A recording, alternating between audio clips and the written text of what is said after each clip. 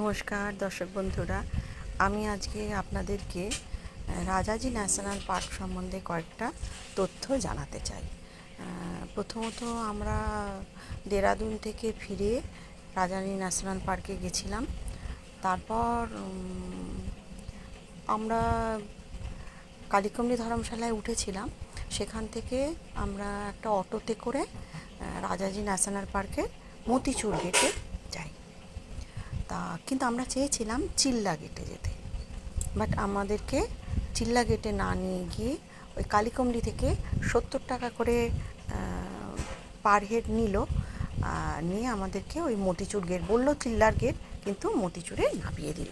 যাই হোক, আমাদের আশা ছিল চিল্লার গেটে যাব। চিল্লার গেটে সাধারণত টাইগার সাইটিং হয় সাধারণত, কারণ যেহেতু এবার রাজাজি ন্যাশনাল পার্ক সম্বন্ধে আপনাদের কতগুলো তথ্য জানিয়ে রাখি।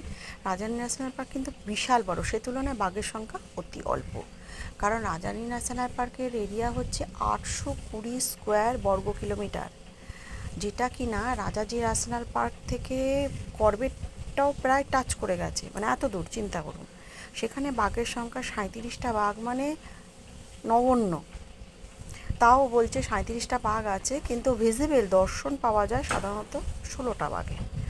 যাই হোক, তা আমরা গেলাম। আমাদের গাড়ি নিয়েছিল 2400 টাকা, আর কোনো গাইড আমরা নিইনি।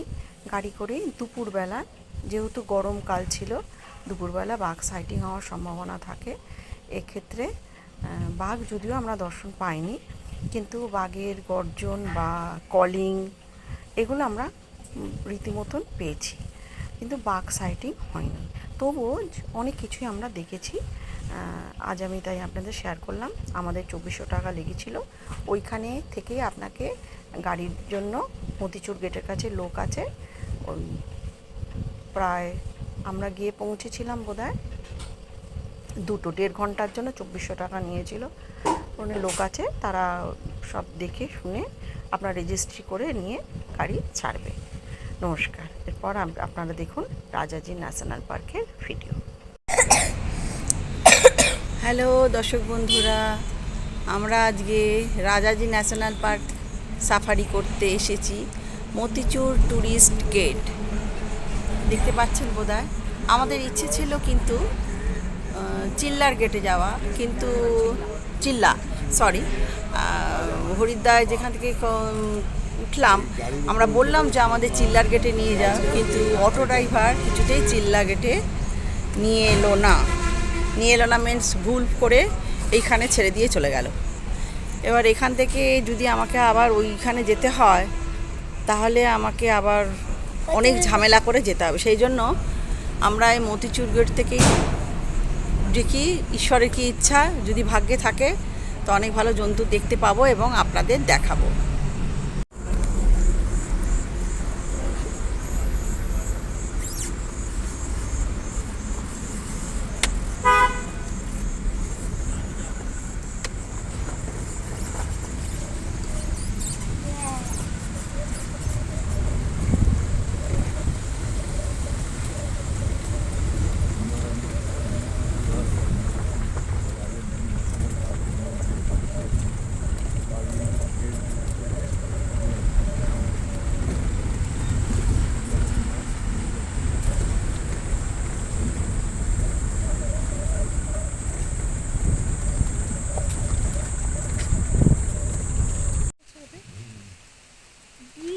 অনেক অনেক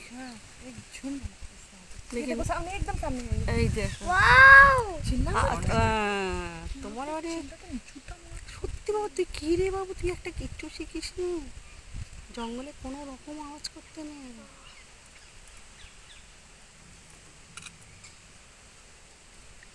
আগে আগে বাড়িয়ে থোড়া আগে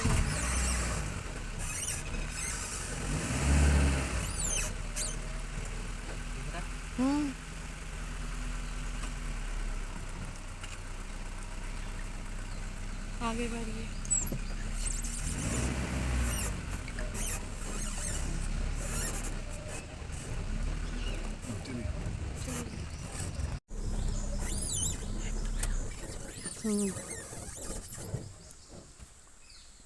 जो वाला मेल है, जिसको हॉर्न होते हैं वो मेल होता है, जिसको हॉर्न नहीं वो फीमेल है। एक मंकी होता है ब्लैक फेस मंकी, जिसको हम लंगूड़ भी बोलते हैं। लंगूड़ और स्पॉटेड डेयर बेस्ट फ्रेंड है। बेस्ट फ्रेंड, हाँ। जी, लंगूड़ इनको पत्ते तोड़ के देता है। कोई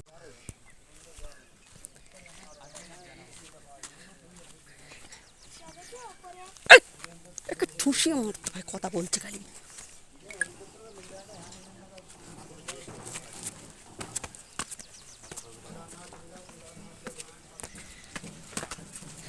অবশেষে হাতির দলকে চান করতে দেখলাম, অনেক অনেক হাতি।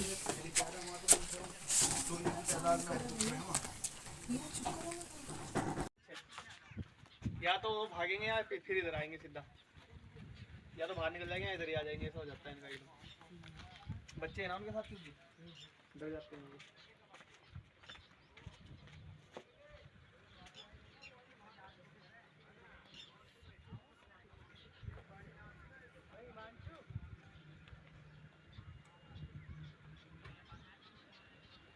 অবশেষে অনেক হাতির দেখা পেলাম, যারা চান করছে বিকেলবেলায় গরমেতে, দেখতেই পাচ্ছেন আপনারা।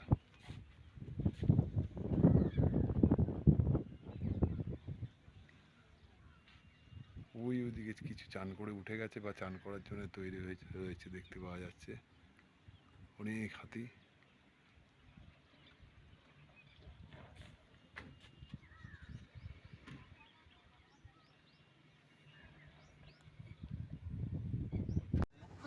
टाइगर का फेवरेट फूड है। फेवरेट टाइगर की खाते हैं और ये बहुत घबराता है। टाइगर के नाम फॉलो ज़्यादातर यही करता है।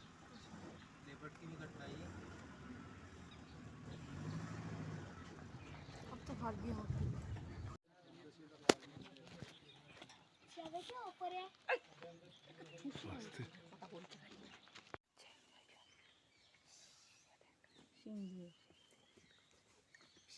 আস্তে।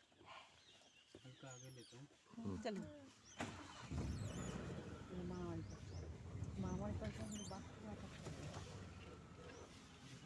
हाँ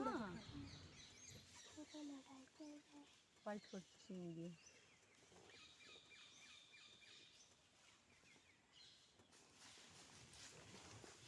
लंगूर लंगूर पीछे लंगूर पीछे बाচ্চা নিয়ে যাচ্ছে।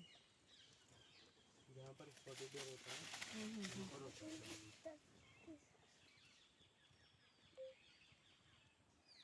Langur and deer are best friends, so they are together.